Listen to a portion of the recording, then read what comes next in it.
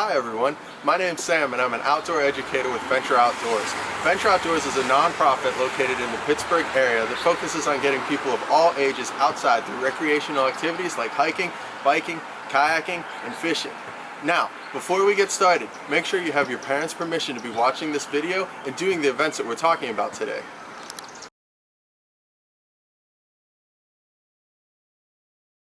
The video today is going to be talking about geocaching and how you can do it at home in your own neighborhood. Now, some of you might be wondering, what is geocaching? Geocaching is kind of like a big scavenger hunt. The word itself comes from the prefix geo, which means globe, and the word cache, which can either mean a hideout or storage. Geocaching has been around for about 20 years and is done by people all over the world. The goal is to use GPS tracking systems like you might see in your car that are also on your phone to track down containers or caches in hidden locations. Once you find the cache, many of them have a teeny tiny piece of paper in it called a log that you can sign to let other people know you found it. Some of them even have prizes that you can take, but make sure you only take one so everyone gets a chance.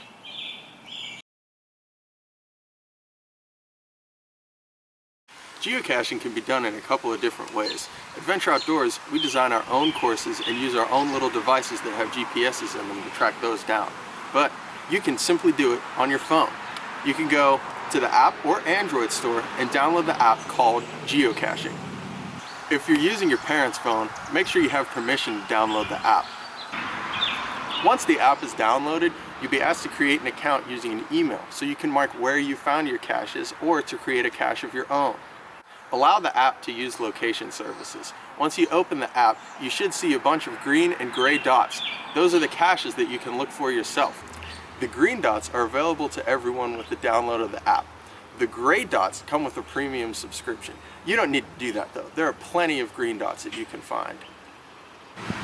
Now we're going to talk about how to track down caches on the app and how to register your own. This is what my map looks like right now.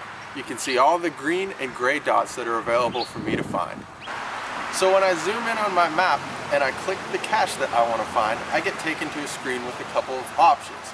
There's the navigate button, which will help me find my way to the cache.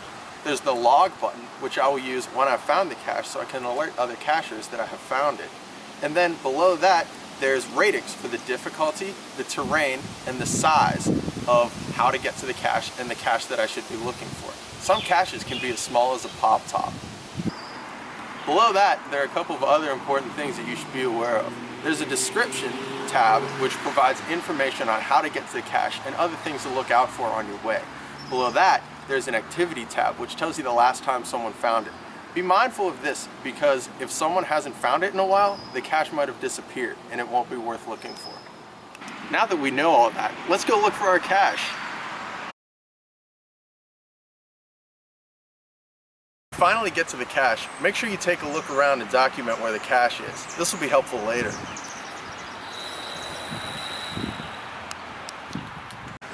Once you've looked around the area and found the cache, you can grab it and open it up.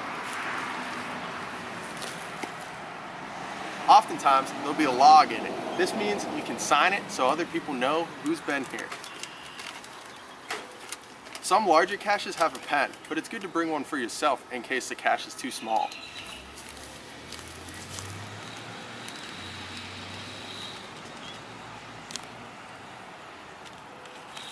You can sign and date, and then make sure you put it right back where you found it. Make sure you put the cache back exactly as you found it. This way other people have the opportunity to enjoy it just as much as you do.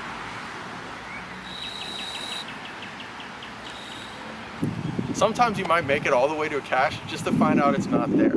That's okay. You still did a great job navigating yourself to it. Lastly, if you are interested in hiding your own cache, visit geocaching.com for more info. There, you can learn the proper guidelines and take a quiz to demonstrate your understanding. After you pass that, you'll create a page for your cache with all the information needed, and then someone from the local geocaching community will review and hopefully approve your page. Then you're all set to place it.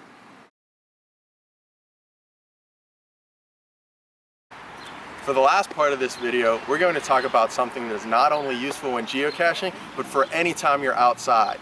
We all like nature, right? And we want others to enjoy it just as much as we do. That's where Leave No Trace comes in. Leave No Trace is a set of principles that help us keep our natural environment clean and healthy for everyone to enjoy for years to come. It's divided into 7 principles that we're going to go over right now.